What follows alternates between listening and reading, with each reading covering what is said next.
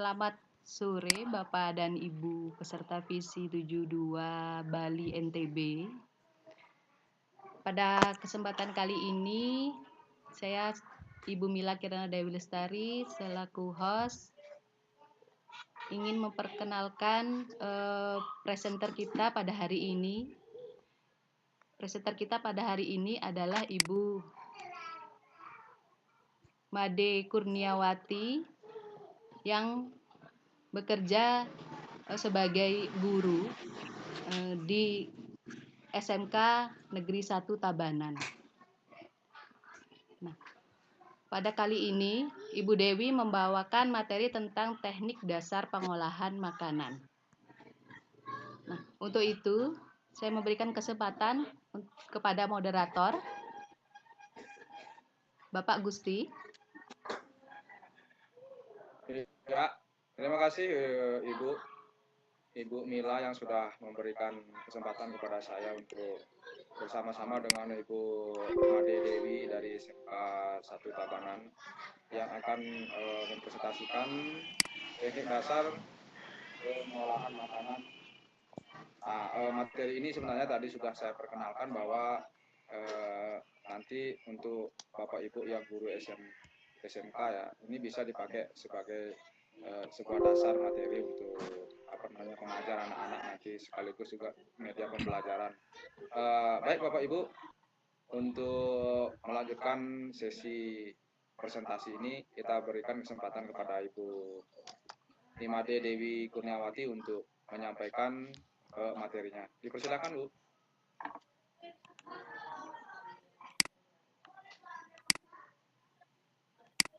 Terima kasih atas kesempatan yang diberikan kepada saya.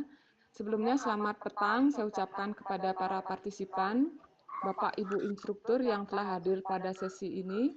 Pada kesempatan ini saya, Nimade Dewi Kurniawati, bertugas di SMK Negeri 1 Tabanan, akan mempresentasikan materi yang berjudul Teknik Dasar Pengolahan Makanan. Next. Saya akan jelaskan apa itu tujuan pengolahan makanan. Pengolahan makanan itu adalah teknik yang sangat penting, di mana bertujuan yaitu satu, agar makanan mudah dicerna, kedua, agar makanan itu bebas dari penyakit, yang ketiga, menambahkan rasa, aroma, dan juga warna, yang keempat, meningkatkan penampilan daripada makanan yang dihidangkan. Next.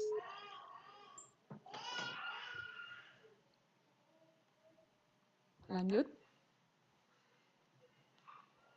Di sini metode pengolahan pada hidangan ada dua teknik, yaitu metode pengolahan teknik pengolahan basah dan metode pengolahan kering.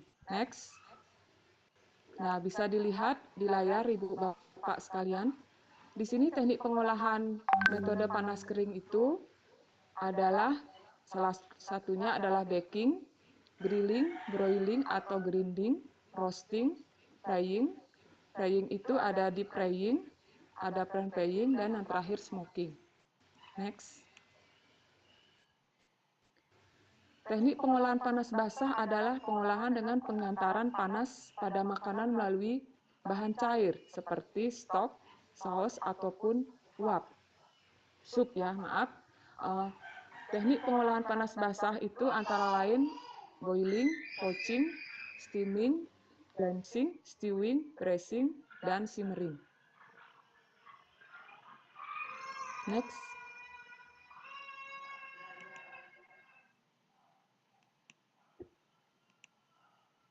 Teknik pengolahan panas kering. Di sini yang pertama adalah baking. Baking itu adalah mengolah makanan dalam oven, yaitu dengan panas dari segala arah. Biasanya di sini kita temui pada pastry bakery, yaitu kita membuat kue, kemudian kita oven. Next.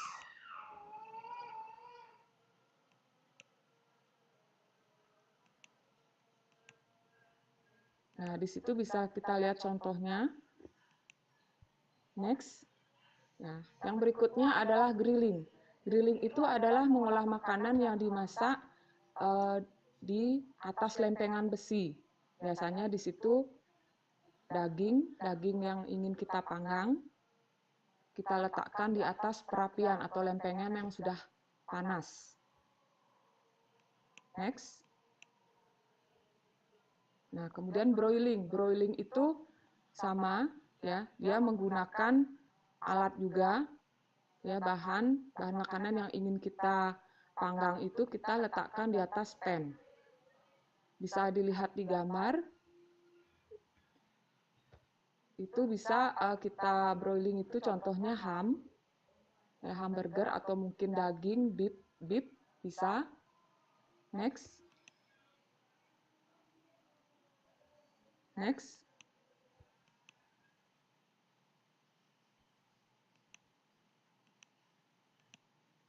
Yang berikutnya adalah teknik roasting. Roasting itu adalah kita memanggang daging. Ya. Pemanggangan daging itu sering kita temui di hotel-hotel, mungkin di sekolah pariwisata pasti sering kita melihat, karena antara pemanggangan daging dengan kue itu berbeda. Kalau kue itu namanya open baking, kita harus bedakan kalau daging itu namanya roasting. Contohnya yang bisa kita roasting itu adalah daging ayam ataupun daging hasil buruan. Next.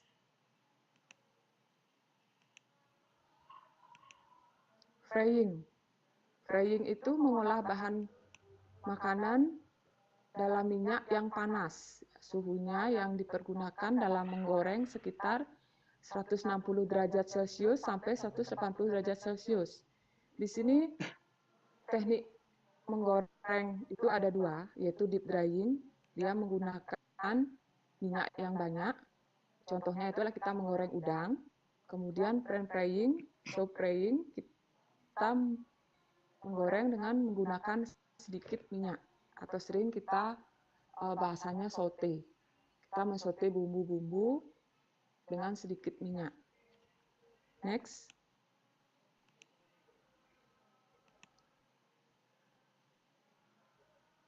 Bisa kita lihat contohnya. Itu adalah perkedel. Dan bisa kita menggoreng pisang goreng itu menggunakan minyak yang banyak. Jadi deep frying. Nama teknik pengolahannya. Next. Sekarang saya jelaskan teknik pengolahan panas basah. Next.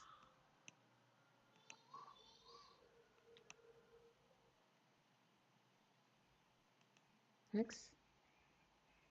Pada teknik pengolahan basah itu kita mengenal boiling. Boiling itu adalah sering kita sebut dengan bahasa sehari-hari itu merebus. Bisa merebus sayuran, bisa merebus air, dan juga bisa merebus mie instan contohnya. Next.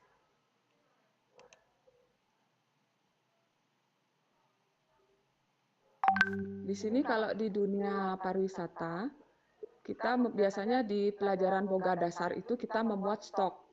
Stok itu kita rebus. Ya, biasanya simmering dengan api yang kecil. Tekniknya merebus, ya. Namanya boiling. Next.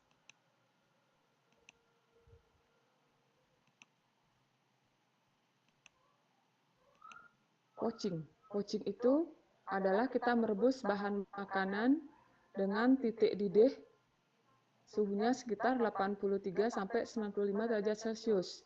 Poached eggs, contohnya poached eggs. Di sini kita merebus telur, biasanya dia ada soft, medium, sama hard. Soft itu kita merebus sekitar 4 menit, medium itu kita merebus sekitar 7 menit, dan hard kita merebus telur itu selama 10 menit. Biasanya kita sering mengajarkan siswa itu dalam materi di Jasa Boga itu materi boga dasar. Next.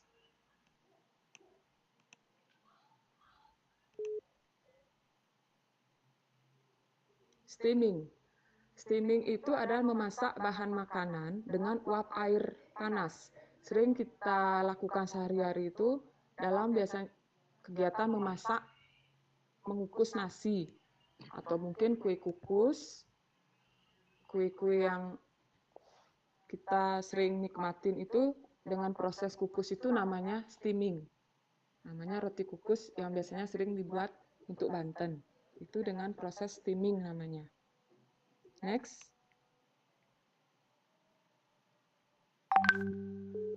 Next.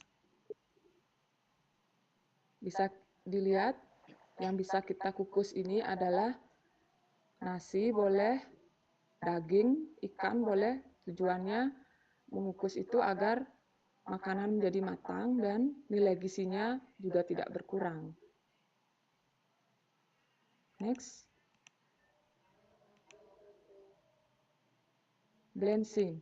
Nah, di sini blanching itu kita memasukkan atau mencelupkan bahan makanan ke dalam cairan yang mendidih. Biasanya teknik ini kita gunakan kalau pada daging, biasanya untuk membunuh bakteri atau kuman. Kita masukkan daging ke dalam air yang merebus sebentar, kemudian kita angkat. Biasanya kita menggunakan pada saat kita membuat stok dagingnya sebelum kita tuangkan ke dalam cairan untuk membuat stok itu kita harus blanching dulu untuk membunuh kuman. Next.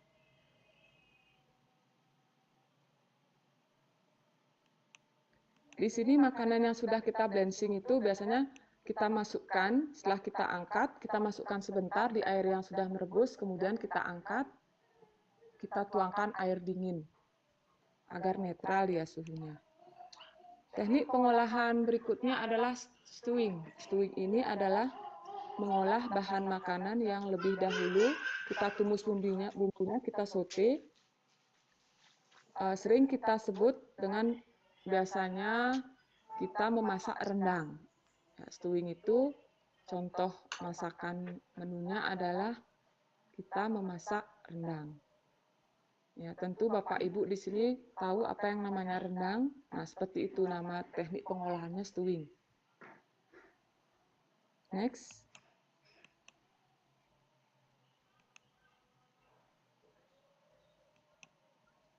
Di sini stewing itu bisa dalam menu membuat rendang itu bisa dikombinasi dengan bahan nabati dan hewani. Biasanya menggunakan tepung terigu sebagai pengental di dalamnya. Next. Next. Nah, di sini bisa Ibu Bapak lihat di layar rendang. Di sini ada rendang sapi dan rendang beef stew, rendang sapi, dan ini rendang udang yang di bawahnya. Next.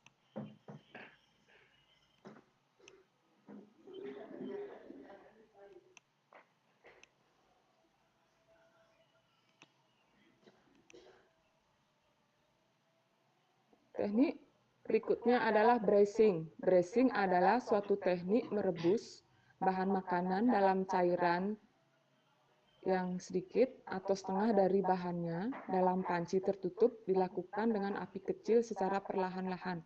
Di sini biasanya sering kalau orang Bali memasak bekecap itu kita menyat-nyat namanya ya Bapak Ibu. Teknik itu namanya braising. Next.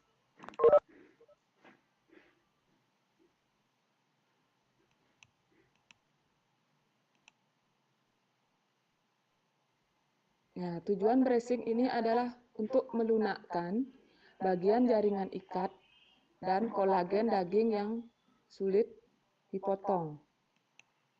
Ya, jadi menyat-nyat ini akan membuat tekstur daging itu menjadi lebih lembut dan gampang kita cerna. Next.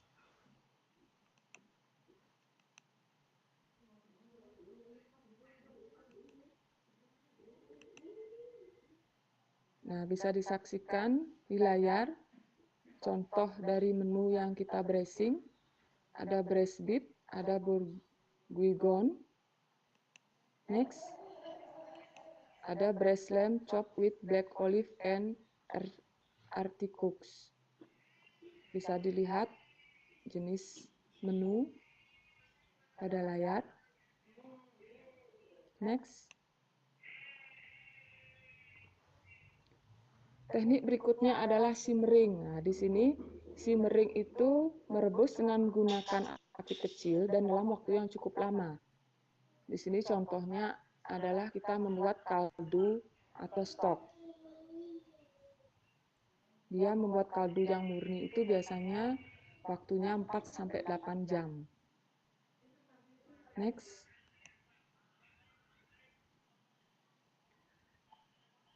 Adapun kesimpulan dari presentasi saya kali ini adalah teknik pengolahan makanan adalah bagaimana kita mengolah bahan makanan agar bisa dicerna dan juga membunuh bakteri dan penyakit serta menambah rasa, aroma dan warna pada makanan atau hidangan. Yang kedua, teknik pengolahan itu kita bisa bagi menjadi dua, yaitu yang pertama teknik pengolahan metode panas basah atau moist heat cooking. Kemudian yang kedua teknik pengolahan metode panas kering atau dry heat cooking. Demikian presentasi yang bisa saya sampaikan pada sesi kali ini.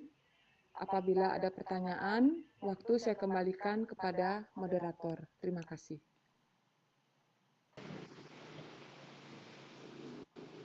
Ya, terima kasih Ibu Ade yang sudah menyampaikan materinya tadi tentang cara pengolahan berbagai macam makanan ya.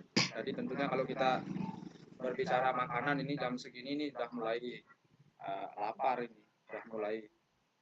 Tapi kalau Bapak Ibu tentunya ingin memberikan pertanyaan-pertanyaan terkait dengan materi, saya akan membuka sebanyak 3 sesi tanya jawab Bapak Ibu terkait dengan materi tadi yang sudah tadi sebenarnya Bapak Ibu pada saat penyampaian materi supaya tidak ketinggalan jauh materinya, karena tadi ada lewat-lewat begitu saja. Bapak Ibu nanti saya akan coba di terakhir materi sesi 9 itu materinya itu sebenarnya bisa di screenshot Bapak Ibu, sehingga Bapak Ibu apa yang perlu ditanyakan kemudian materi-materinya itu nanti bisa Bapak Ibu Bapak, saya mohon izin bertanya. Ya, silakan ini Bu Syafik yang sudah Ibu siapa? Cek sound, Pak, silakan Bapak Ibu. Iya. Saya ingin bertanya langsung karena kalau mengetiknya agak lama. Terima kasih atas presentasi yang diberikan oleh Ibu Dewi Kurniawati. Iya, Ibu Dewi Kurniawati dari SMK 1 Tabanan. Iya. Jadi yang pertama yang ingin saya tanyakan, banyak sekali yang sudah Ibu teknik untuk memasak tadi sudah banyak dipresentasikan. Saya ingin bertanya, jika yang saya masak itu adalah steak, kemudian makan itu saya sukanya medium rare. Kalau medium rare kan berarti belum well done ya. Ya. Oke, yang bocor mic-nya mohon. Ya. Oke. Kalau sudah medium rare Nike, apakah kumannya sudah mati atau tidak? Nike yang pertama. Kemudian yang kedua, untuk teknik braising Nike yang tadi babi kecap itu ya kalau nggak salah nih. Nah ini ketika lama atau rendang atau apa, apakah semua makanan dengan teknik-teknik yang atau deep fried seperti itu, apakah ini tidak akan mengurangi gizi dari makanan itu sendiri? Tapi satu sisi kan kita harus kayak agak lama nih supaya jaringan kolagennya tadi agar mau lebih lunak kan gitu. Nika, Ibu dari saya pertanyaannya 2 saja. Terima kasih Ibu, silakan dijawab. Terima kasih Bu Irma sudah memberikan pertanyaan kepada Bu Made. Yang saya tangkap tadi yang pertama ada teknik, apakah semua teknik yang Ibu Made terangkan tadi itu bisa menjamin enggak itu, atau dia bisa mengurangi gizi begitu, atau gizi yang ada pada saat-saat makanan itu bisa terjaga dengan baik begitu. Silakan Ibu Made, bisa diatensi pertanyaan dari Ibu Irma tadi. Silakan. Selamat sore, terima kasih atas pertanyaannya. Di dalam teknik-teknik pengolahan makanan, baik itu teknik pengolahan panas basah maupun panas kering, tentunya semua mengandung resiko, Bapak Ibu. Biasanya seperti ini. Kemarin waktu saya mengajar di kelas, pertanyaannya juga hampir sama seperti ini, Bu. Kalau kita memasak dressing dengan teknik dressing, itu kan cukup lama, jaringannya jadinya memang sih lunak, apa akan mengurangi nilai gizi. Terus saya jawab, memang benar, kalau kita memasak terlalu over, kemudian kita panaskan berulang kali, tentu akan mengurangi nilai gizi. Ya, itu makanya kita sebagai insan, sebagai konsumen yang mengonsumsi sebuah makanan yang dihidangkan, jadi harus jeli. Biasanya contohnya begini, kalau kita memasak sayur bayam, ada jenis-jenis teknik makanan yang sebenarnya bisa kita konsumsi, hanya kita balancing sebentar tanpa harus sampai kita rebus sampai berulang kali, kita langsung santap. Ya. Tapi kalau kita sebagai seorang guru boga, kita mengajarkan ke siswa, tentunya berpolemik antara dua sisi ini, antara sesi nilai gizi dan penampilan.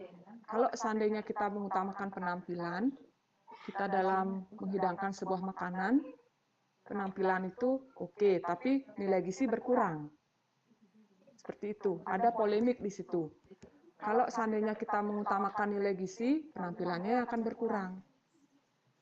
Seperti itu. Karena antara nilai gizi dan penampilan itu bertentangan dalam pengolahan, dalam teknik makanan baik panas basah maupun panas kering. Ini satu contoh. Mungkin jawaban saya sulit untuk dimengerti, seperti ini contohnya. Kita memasak sayur. Nah, sayur itu kalau kita terlalu matang, nilai gizinya berkurang. Ya, kalau terlalu matang, nilai gizi berkurang, otomatis penampilan bagus dia, seperti itu. Ya, apa bisa diterima jawaban dari saya, Ibu? Terima kasih Ibu Made Dewi Kurniawati yang sudah memberikan tanggapan. Yang tadi disampaikan itu, kalau masakan yang begitu sering dipanaskan atau dengan panas tingkat tinggi, tentu itu akan dapat mengurangi gizinya begitu yang saya tangkap. Sementara yang dengan pengolahan masakan menggunakan tampilan, mengutamakan tampilan atau gizi, rupanya itu masing-masing agak pertentangan dari masing-masing itu. Nah, kalau memang bisa kan itu dipadukan lah antara tampilan dengan gizinya biar tetap terjaga gitu. Silakan Bu Irma, tadi sudah bagus sekali jawaban dari Bu Made. Mungkin ada tanggapan dari Bu Irma. Iya, pertanyaan satu lagi Ibu yang tadi tentang steak itu ya. Kalau medium rare itu apa sudah kumannya hilang ya? Kalau kuman itu kan sebenarnya ada yang terkontaminasi lewat udara, atau mungkin kuman itu sebenarnya bisa kontaminasi lewat udara tanpa pengolahan sekalipun kuman itu ada. Misalkan kita meletakkan daging di meja, di terbuka tanpa ditutup, otomatis daging itu akan dihinggapi lalat itu akan menumbuhkan belatung. Itu ada teori Francisco Redi kalau tidak salah mengenai kenapa terbentuknya makhluk hidup dari situ. Kemudian kalau seperti saya bilang di awal tadi, kalau kita mengolah sebenarnya tergantung selera. Kalau jawaban saya kumannya ada, tentunya masih, Bu. Masih. Seperti contohnya kita memakan telur setengah matang. Itu sebenarnya kumannya masih ada apabila kita masak telur itu setengah matang itu kurang well done, jadi dia kumannya masih ada berkembang gitu. Tapi kalau seandainya kita kan di dalam perut kita punya Escherichia coli, ya kita di sini punya penstabil namanya. Kalau tergantung sebenarnya metabolisme tubuh masing-masing si pengonsumsi makanan. Mungkin kalau saya mengkonsumsi yang namanya Yukut Ares itu tidak apa-apa perut saya, tapi kalau orang lain bisa konsumsi sekali aja BAB-nya lancar seperti itu contohnya. Jadi kembali ke peminat selera, mungkin ada yang suka setengah matang, ada yang terlalu matang, mungkin ada yang sukanya agak setengah-setengah matang, ada yang agak mentah seperti itu. Berarti itu sama juga dengan sushi itu ya Bu ya? Sushi juga kan mentah semuanya. Sama. Iya. Sama juga. Nah, itu kan terlatih biologis konsumsinya Bu ya. Kalau di Jepang kan biasa seperti itu. Iya. Kita anak orang Indonesia udah kadung lidah kita terbiasa dengan Nusantara yang matang-matang, jadi mungkin beberapa orang aja yang Saya lama di Jepang masalahnya. Yang matang-matang, kalau kita makan yang mentah-mentah mungkin ya. Tapi kalau sudah terbiasa, saya sebenarnya yang udah biologis biasa perut karena itu dulunya tidak memang masalah. tinggalnya di Kesehatan sana. pun terganggu. Cuman masalahnya saya takut kumannya itu aja, Ibu. Tapi kalau kumannya rasanya enggak. Jadi kuman itu tergantung dari ketahanan tubuhnya, nggih. Jadi bukan dari bawaannya. Tapi asal udah mentah pasti dia mengandung sebenarnya ya, Bu ya. Kuman itu. Iya.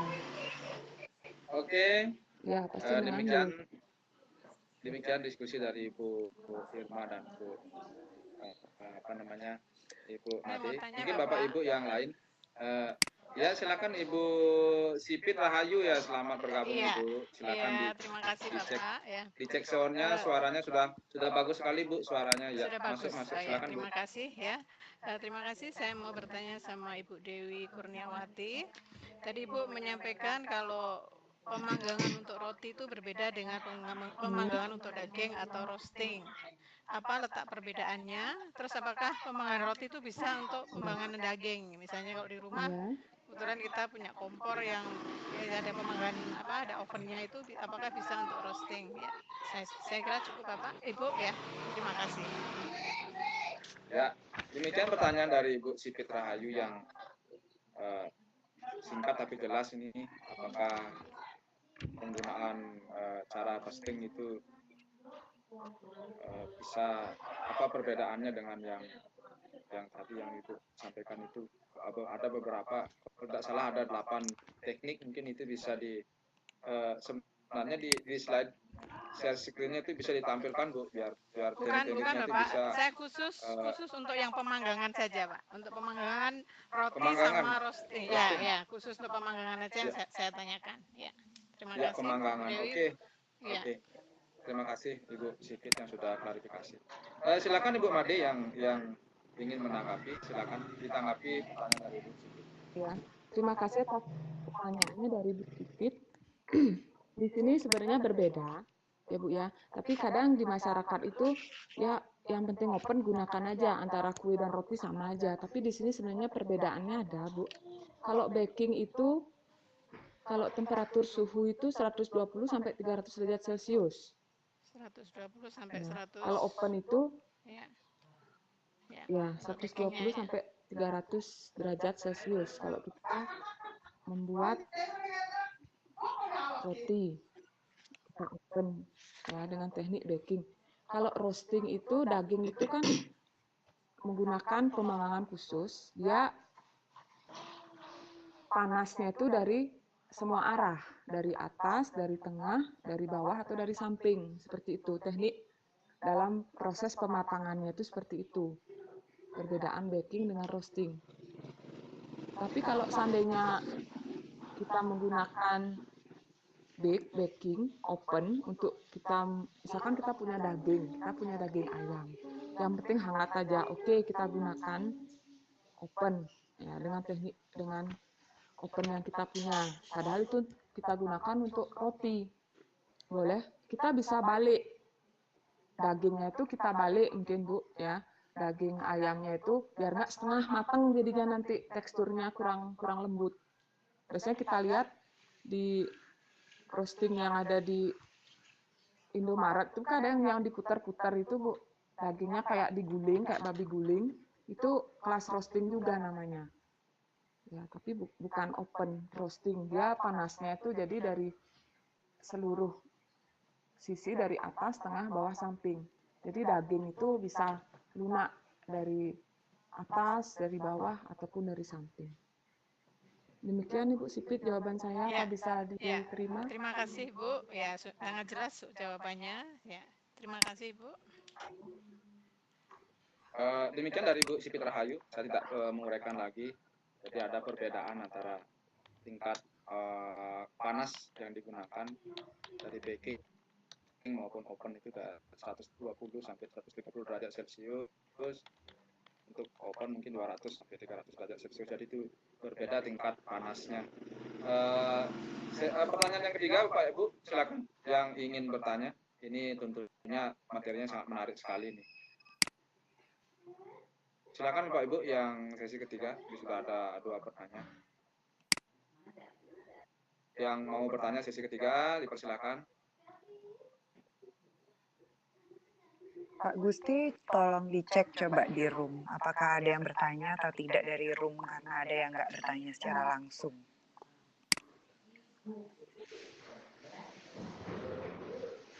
Ya, di chatnya ini ada hidangan dari pertanyaan kritis dari Ibu Sipit Rahayu. Ya, terima kasih nih.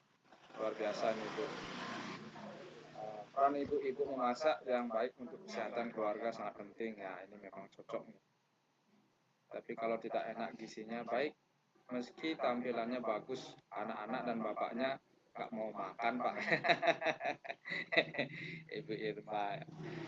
Ini mungkin bisa ditanggapi nih Bu, bagaimana ini Ibu Made, ini pertanyaan di chat. Pernyataan ya. Kalau tidak enak gizinya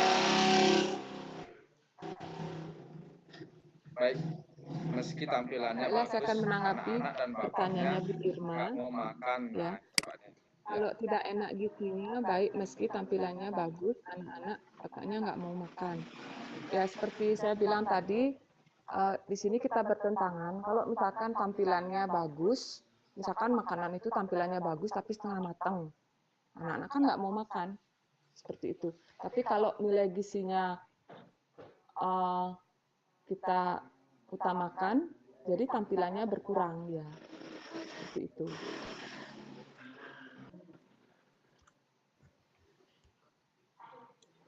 Oke, Bu Made, sudah ditanggapi tadi.